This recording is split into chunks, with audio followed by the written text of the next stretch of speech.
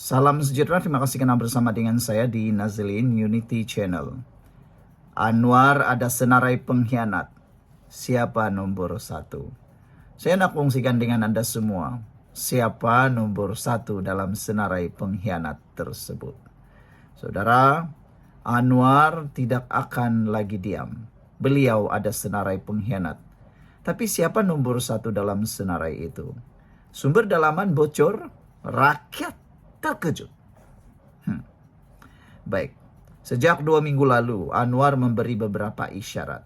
Kata Anwar, saya tahu siapa yang khianat. Ada yang bersama kita hanya pada nama, bukan pada perjuangan. Info bocor dari pejabat Perdana Menteri memberikan senarai khas telah pun disiapkan. Berita bocor ini ataupun kabar angin ini mengatakan telah ada senarai khas yang telah disiapkan dan info ini bocor. Nama nada dalam senarai itu dikumpul berdasarkan tindakan sabotaj, maklumat bocor dan gagal laksana dasar.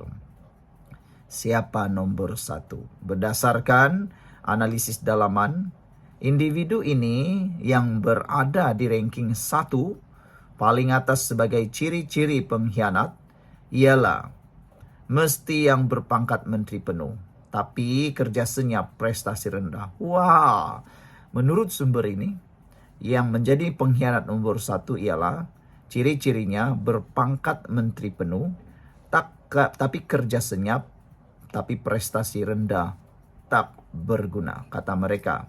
Sebelum itu, ini Transofactor. Bagi Anda yang mempunyai masalah kesehatan, dengarkan baik-baik. Ini bukan obat. Ini ialah Transofactor for Life, ini terapi imun. Terapi imun ini memberikan Anda kekuatan imun badan, meningkatkan daya imun badan kita sehingga 400% dan membimbing imun badan kita menjadi bijaksana. Dengan peningkatan daya imun badan kita, kita akan sembuh daripada semua penyakit. Tetapi dengan imun badan kita yang lemah dan jadi bodoh, kita juga tak dapat sembuh daripada penyakit dan kita mudah kena penyakit. Cara untuk kita mengelakkan semua itu, tingkatkan daya imun tubuh badan kita. Didik imun badan kita menjadi kuat semula. Transofactor for Life, terapi imun yang meningkatkan daya imun badan kita 400%. Sudah banyak orang yang menerima manfaatnya. Produk ini lulus KKM, produk ini halal, dan produk ini diperakui oleh semua dokter di seluruh dunia. Produk ini saintifik luar biasa, bukan produk biasa-biasa. Coba dulu, Anda pasti akan mengatakan, kenapalah aku tak tahu dari dulu. Sekarang Anda dah tahu, ambil telepon WhatsApp nomor yang tertera. Baiklah. Ciri-ciri yang kedua pengkhianat paling atas dalam senarai ialah mereka ini kononnya jarang bersuara dalam sidang parlimen. Tapi mereka lah jago kuat melobi dalam diam. Mereka ini juga pernah rapat dengan elit korporat era lama. Inilah ciri-ciri pengkhianat paling atas. Pernah rapat dengan elit korporat era lama. Kini coba kontrol dasar ekonomi dari dalam. Mereka ini juga ada kubu kecil dalam kementerian. Pegawai-pegawai kanan dilantik dari kalangan geng lama. Dia bukan sekadar gagal, tapi dia ganggu perjalanan kerajaan. Adakah Anwar Ibrahim sedia gugur individu ini? Saya yakin Anwar Ibrahim akan berani. Tapi kan, kenapa masih belum digugurkan? Sebab individu ini punya pengaruh politik dalam parti sekutu.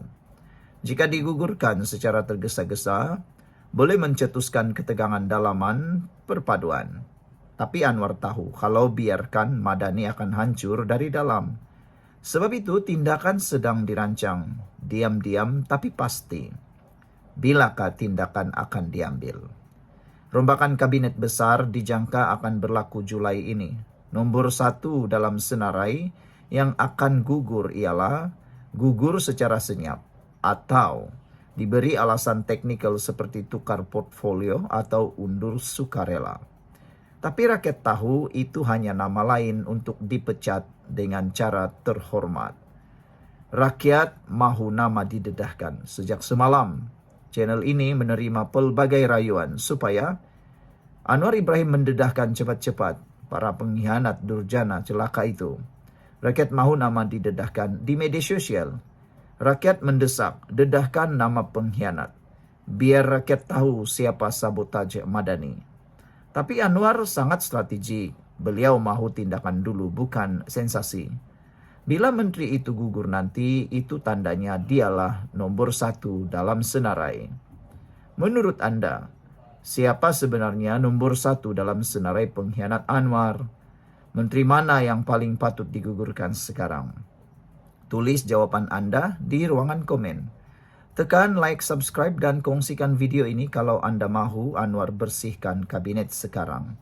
Anwar ada senarai dan nomor 1 bakal tumbang. Soalannya sekarang, bila. Salam sejahtera. Siapa atau senarai rahasia pengkhianat Madani? Siapa paling atas? Ulasan kali ini pastinya akan mewarnai cerita kedai kopi Anda semua. Saudara-saudara sekalian, senarai ini ialah senarai rahasia pengkhianat Madani yang kini tersebar. Siapa yang ada dalam list dan siapa sebenarnya yang paling atas, paling bahaya? Rakyat wajib tahu. Ikuti terus ulasan kali ini karena ianya pasti menarik perhatian Anda dan Anda wajib tahu. Info mengatakan apa itu senarai pengkhianat. Saya akan beritahu kepada Anda apa itu senarai pengkhianat. Info yang bocor dari sumber dalaman Putrajaya menyatakan ada dokumen sulit disusun oleh pasukan khas PMO. Wow, betul kan ya? Ini berita kabar angin yang kita terima.